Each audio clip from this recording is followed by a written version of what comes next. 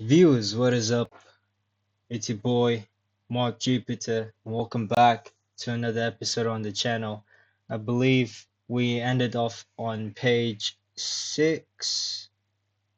I need to go over here. Page 6 of reading this manual. So now we're going to be reading page 7, probably until like page 12 or 14. We'll have to see, or even 13. We'll see. We'll see what's up. Okay, anyways, let's continue. 8. Now let me actually switch this off. It's probably making some noise in the background. Okay, here we go. Okay, disconnect the glow plugs from the engine. Close the high-speed needle valve slowly until the engine RPMs increase. Adjust the high-speed needle valve slowly in small increments. The use of a tachometer tachometer is highly recommended to prevent the over-revving of the engine during the initial startup and break-in process. Caution: do not exceed 4,000 RPM for the first 10 minutes of operation. This allows the part to mate properly under good lubrication. Rich During this period of rich running, it may be necessary to keep the glow drivers attached to the glow plugs to keep them lit. Saito considers 40 minutes of total runtime sufficient for normal break-in prior to the first flight. Yeah, man, I actually don't know what to like do in order to like like say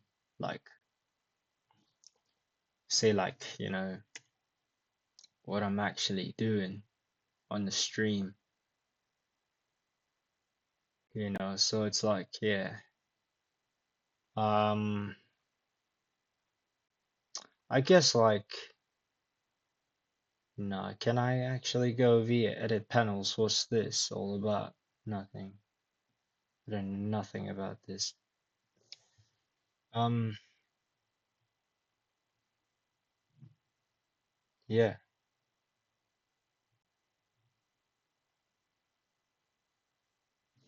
What? What's this all about? This is July. Oh, well, yeah, I'm gonna keep on working, just keep on reading and stuff like that. Got 2 viewers. Anyways, welcome back. If you left, and yeah, so we're just gonna be reading up on engines pretty much. Um, and yeah, let's just continue reading. This is like an engine for the RC planes. So it's pretty much, those remote control planes that you can fly around in your backyard, and yeah, well, some of them like use it as like professional, like, you know, flying and stuff like that. So they get like all these like, precise models of like, real airplanes and like other, aircraft. So yeah, hand start. The FA, this is an inline 4 engine. So yeah, like after like reading this, we can check out something, do a little bit of gaming and stuff like that, but hopefully hopefully you guys stay, and yeah, you guys might get to learn something new. So here we go.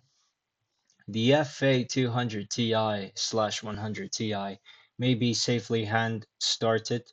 If using a light wood prop, electric start is recommended. For safety purposes, use a chicken stick. I don't know that. I don't know what's a chicken stick. We could actually search up what's a chicken stick later on.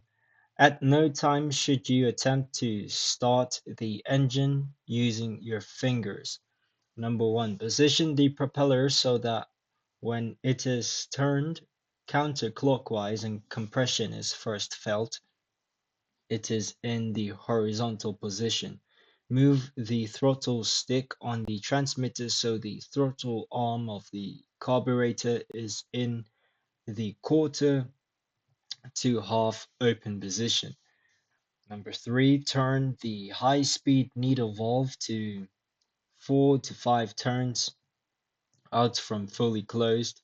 Number four, prime the engine by rotating the propeller in a counterclockwise direction 5 to 6 times while plugging the ends of the mufflers with your fingers to draw fuel into the carburetor.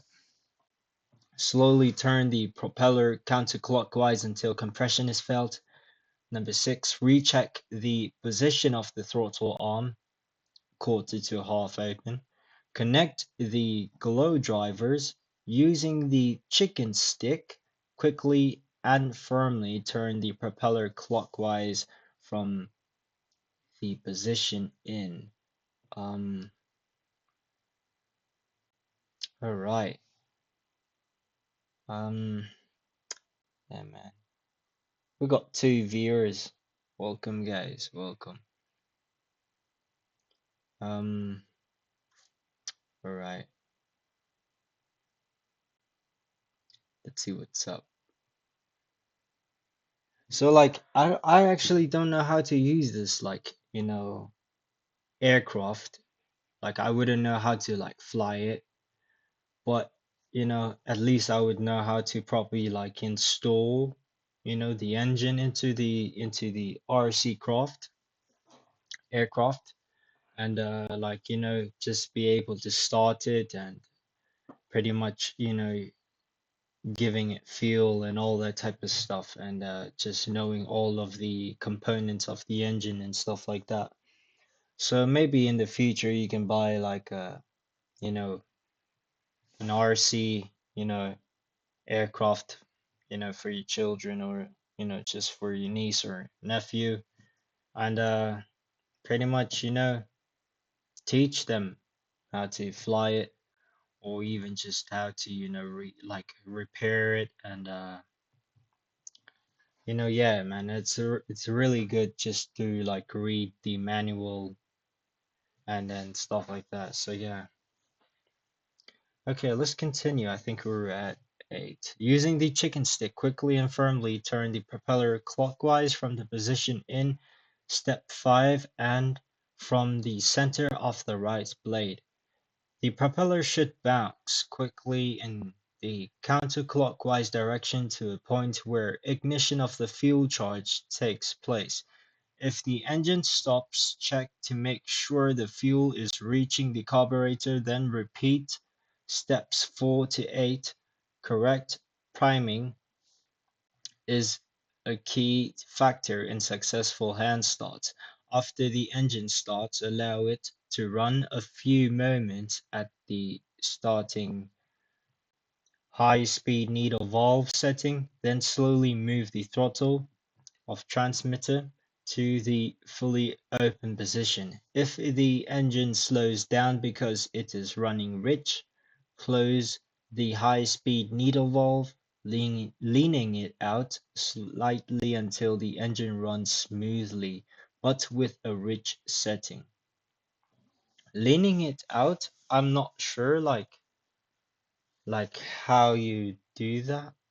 Of course, they're saying you're like, close the high-speed needle valve, but like, you know, the oil itself is already, rich.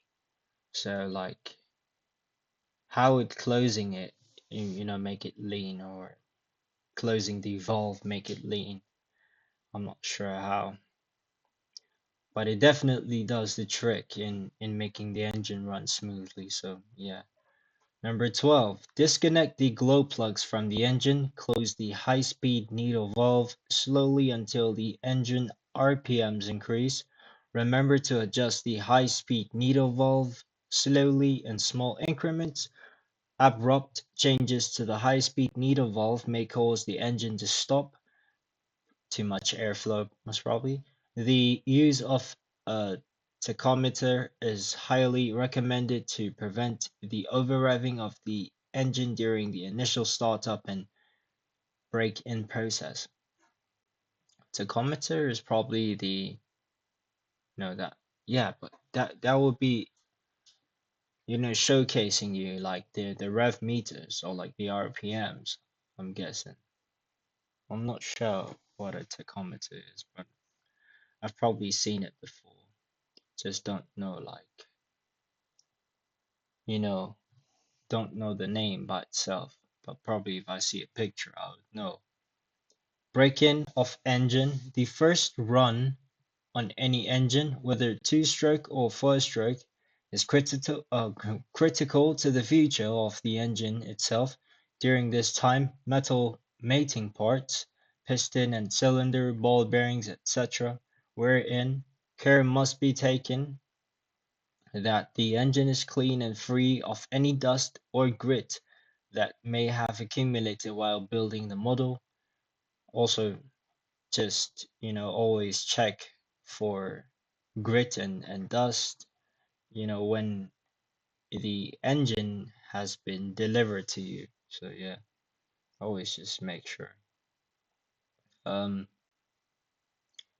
there are two acceptable methods for breaking in a new engine: test stand mounted and run, or mounting the engine on an aircraft and running in the engine. Either method is acceptable. However, mounting the engine on a test stand allows the engine to be observed throughout its operation, as well as elevating it above the ground and away from harmful dust and dirt. Note: because your engine may have been sitting for an extended period of time prior to running it, a few drops of light oil applied through the crankcase breather nipple and down the pushrod tubes will ensure proper lubrication for the first run. Number 1. Open the high-speed needle valve approximately 5 turns. Number 2. Set the throttle arm an eighth inch approximately with the throttle stick. Start the engine and adjust engine speed to 4,500 RPM using the high-speed needle valve to adjust speed. Carefully watch the tachometer and look for a rich oily discharge. Run for about 5 seconds at maximum RPM, 4,500 RPM, then open the high-speed needle valve at about 3 or 3/4 turn for about 15 to 20 seconds to produce a rich mixture for cooler, slower running. Keep the throttle open, using only the high-speed needle valve to change RPMs. On to page 8. 5. Repeat the procedure of alternatively running the engine fast, then slow by varying the needle valve position. Gradually increase the short periods of maximum RPM. Do not exceed 4,500 RPM, running until one full tank of fuel has been consumed. In this manner, caution: do not lean out the fuel mixture at this stage. This could result in the seizure of the engine. Engine probably comes to a stall, and that could break a lot of parts if you're not careful. Yeah, because it is a small engine, so you always need to be careful. Number 6. After the engine has been run in on the ground, flights in the air should be at a moderately rich setting. After each flight, close the needle valve slightly, carefully watching the RPMs with your tachometer. Do not exceed 8,000 RPM during these first few flights. After several tanks of fuel have been run through the engine in flight, the carburetor should be ready for setting for optimum performance. Note: while the engine is being run the carburetor cannot be expected to show its best response, adjusting the carburetor. Once the engine has been run adjustments to the carburetor may be necessary to obtain more desirable throttle responses. The low speed or idle mixture needle valve is pre-adjusted at the factory for best performance during break-in. Note: the FA200Ti/100Ti uses a remote high speed needle value for safety purposes. Two adjustable controls are provided in the FA200Ti/100Ti carburetor. High-speed needle valve used to adjust the fuel-air mixture when the throttle is fully open.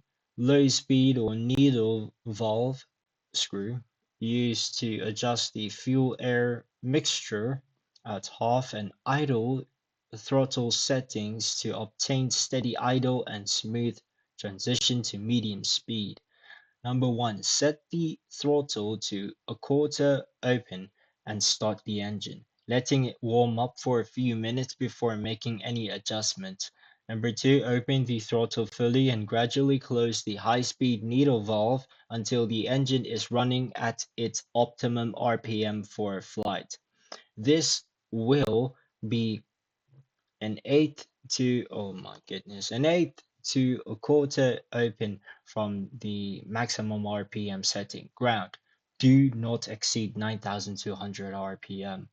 So at first it was do not exceed 8,000, like, for the first few flights. And now you're like, going for optimum performance now, and you should not go over 9,200 RPM.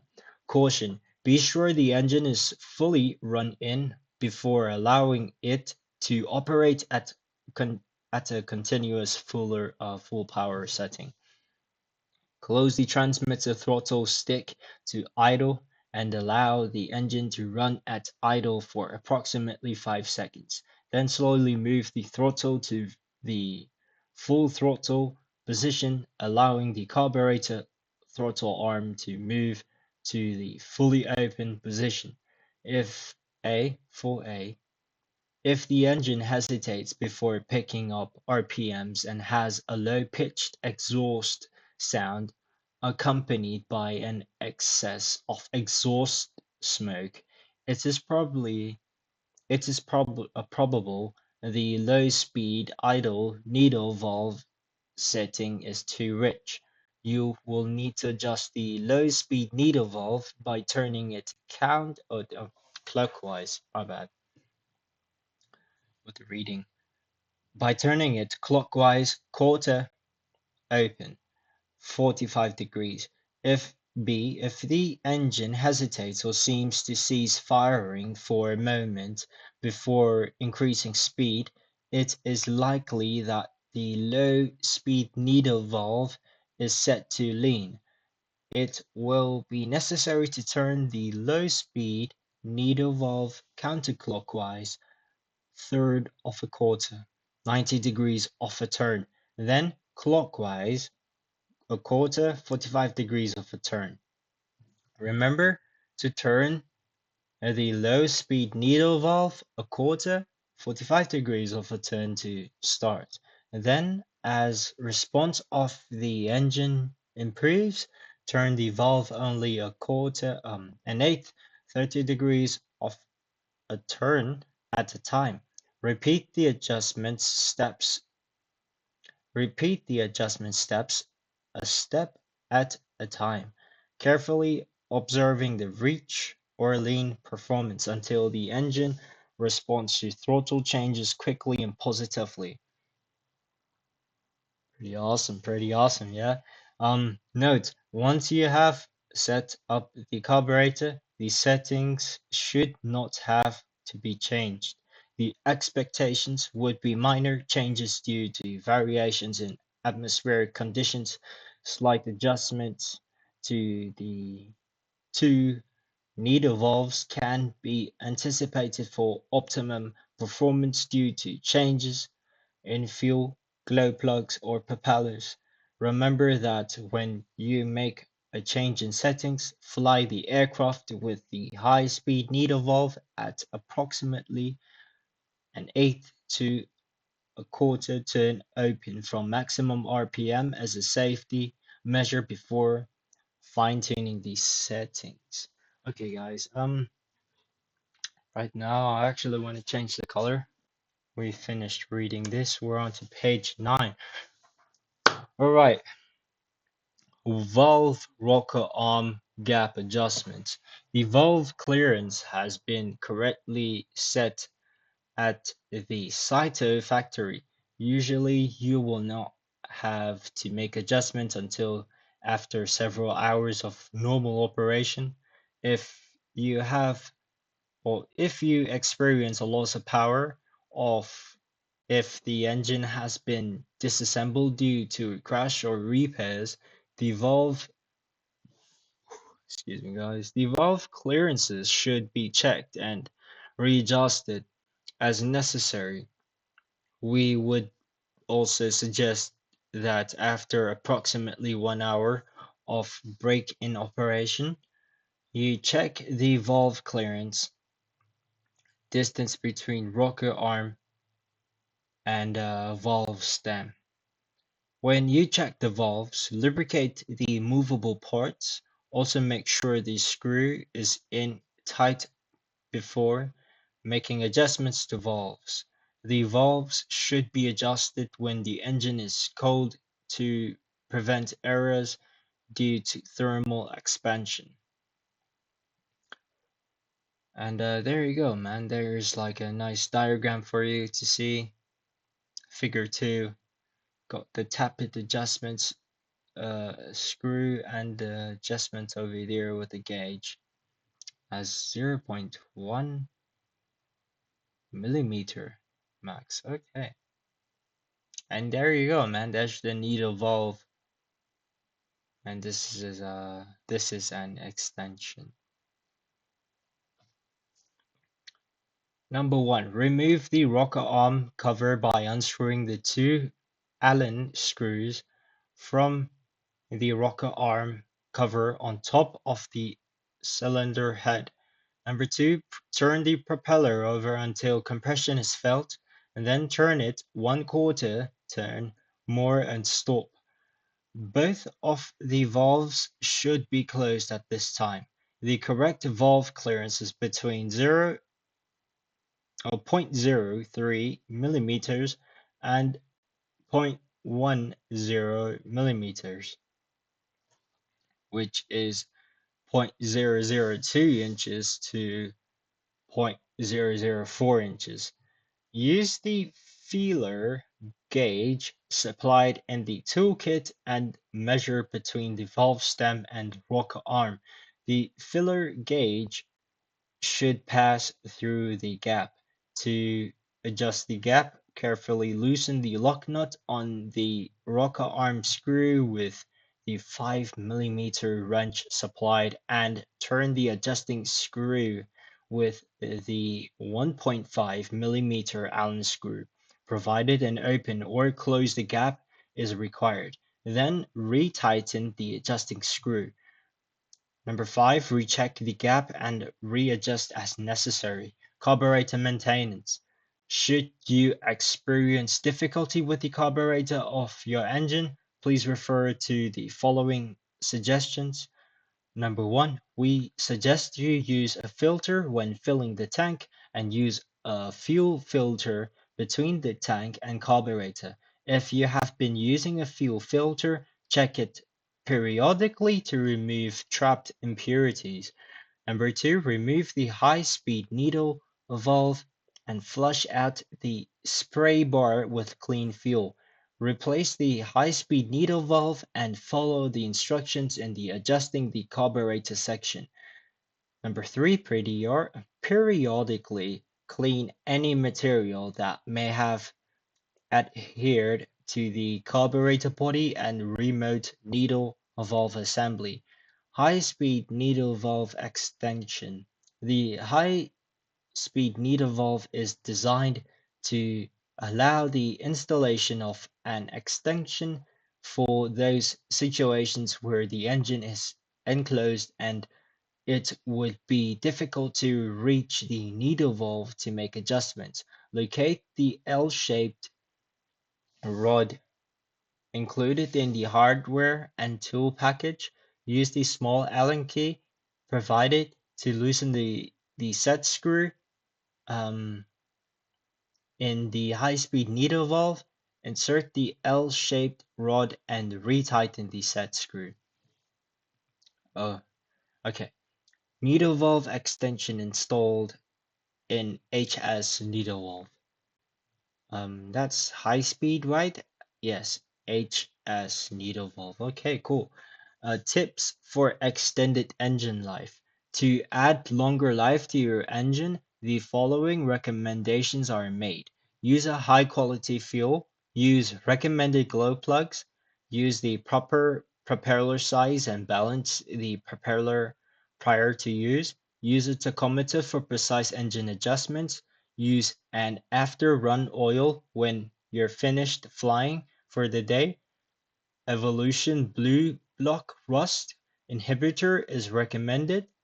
For long-term storage, make sure there's no fuel left in the tank and the engine.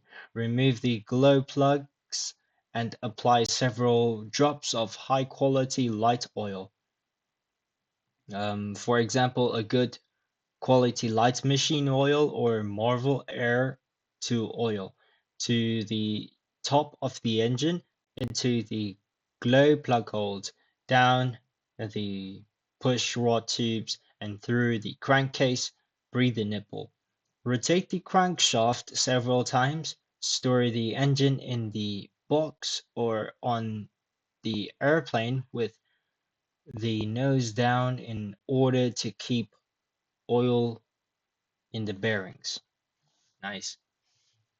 Okay, number 10, troubleshooting. The angel, okay, so we got the symptom, the cause, and the corrective action. So here we go. Okay. Engine fails to start. What we can see over here is that there could be some reasons, of course, for the engine failing to start, such as low voltage on starting battery, bad glow plugs, insufficient priming, flooded due to excessive priming. So priming, I'm guessing flooded. I'm guessing it's like the oil, most probably. So it's flooded on too much oil, and yeah, it's just too much for the carburetor. And yeah, corrective action. Replace, recharge the starting battery, inspect, replace bad glow plugs, repeat priming procedure, disconnect battery, remove glow plugs, and rotate the propeller several times to clear each cylinder. The next symptom, engine fires but does not run because it's overprimed. I'm actually not sure over what priming is actually, but I would think that flooded is like talking about like fuel, oil pretty much. But the cause of the engine, not running but having fire, is because of over priming. So what you can do is disconnect battery and rotate the propeller several times to clear cylinders. The engine starts but slows down and then stops. This is caused because the mixture is too rich. So that I know is the fuel. So the fuel is too rich, and what you can do is open the high speed valve. Okay. So yeah, pretty much just open the valve so that air goes in. Oh, close it actually close it so that air gets in and makes it a little bit more lean. So What you have to do, of course, over here, the correct way is close high speed needle valve, half turn, and start again. Repeat until engine is running smoothly. There you have it. Engine starts, speeds up, and then quits. This is because the mixture is too lean. So now we're going to have to open the high speed valve, half turn, and start again. Repeat until the engine is running smoothly. The engine quits when starter battery is removed. This is either because the mixture is too rich or incorrect glow plugs, so you should have recommended glow plugs, or incorrect or bad fuel, so recommended fuel as well. Um, so the correct actions that you can do is close high speed needle valve, half turn, and restart. Change glow plugs or change fuel. There I have it.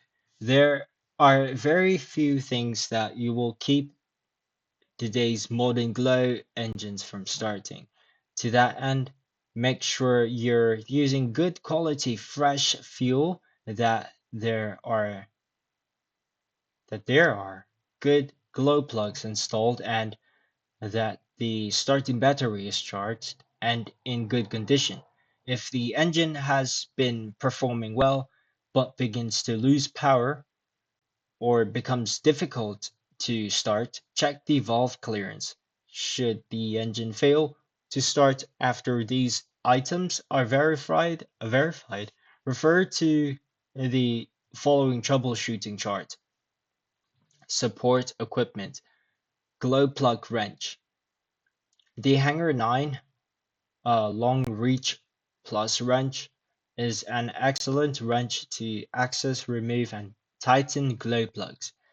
Manual or electrical starter. For manual starts, a chicken stick is highly recommended. Never use your fingers to start any model engine. To do so invites injury. There are a variety of electric starters on the market. The Hanger 9 12 volts heavy duty Power Pro starter will work perfectly on all engines from Saito. Tachometer. The use of a tachometer for setting the high-speed needle valve prior to flight is encouraged. It will also be helpful when setting the idle adjustment of the carburetor. Glow plug battery. Your glow plug may be properly heated by several uh, different different sources. The Hangar 9 power panel, when accompanied by a 12-volt sealed lead-acid battery and the glow plug locking socket, is an ideal source of heat for your glow plug. A conventional 1.5-volt heavy-duty dry cell battery with a glow plug locking socket or alligator clips may also be used. Additionally, there are several very good glow starters, nickel cadmium powered glow plug igniters that work well. Engine parts indication. It is important to be able to identify the parts of your Saito FA/200 Ti engine. A chart that includes the part number and description of the various parts is provided. This is to assist you in easily identifying the respective parts of the FA/200. Is that slash or dash? Dash 200 Ti engine. A chart with callouts of various parts is provided below. So these are all the parts for the engine. Most of them, as you can see, are for the 200 Ti, or they're all for the 200 Ti. But some of them can probably also be used for other engines. I'm not sure. Why would there be 200 Ti and then others like this? So I'm guessing these are also like other engines. That's probably not. But okay. There you have it, guys. Wow, that's a lot of parts. Yeah, there you have it. And up until 12. Side and top view with dimension chart, engine specification, displacement, bore, stroke, weight, the ISO, uh, KISO, cylinder, horsepower, 3, wow, propeller, and practical range. 3 horsepowers, guys. 3 horsepowers. Outside dimensions uh, measured in millimeters. There you have it. A till H. But looks like there are some more components in sections. Okay, inline engine data, outside dimensions again, and propeller selection. More charts for you, more parts. Hopefully you guys are, enjoying the stream, man. Um, yeah, man, we're gonna be playing a game later on. I don't know, like probably play some, Minecraft or FC. But I don't have the latest FC. I got FC 24, man. Got FC 24. Um, I have like, other games, of course, but I don't have them installed right now, so I would have to download them, and it takes a long time, like right now. So yeah, there you go. More for you to see. Real good diagrams. Real good diagrams. The drawings are nice. Okay, I guess that's all. Okay, that was it, right? So you have the warranty and repair policy, warranty repairs, and non-warranty repairs. Okay. These are all the things that, you're gonna have to read, when you get this engine or get any other engine, you know, um, from Saito or I don't know, any other company that makes engines for RC aircraft. So yeah, we've been recording for 38 minutes. Pretty nice. The last time I was recording for 30 minutes, we've passed. We're almost close now to 30, oh no, 40 minutes now.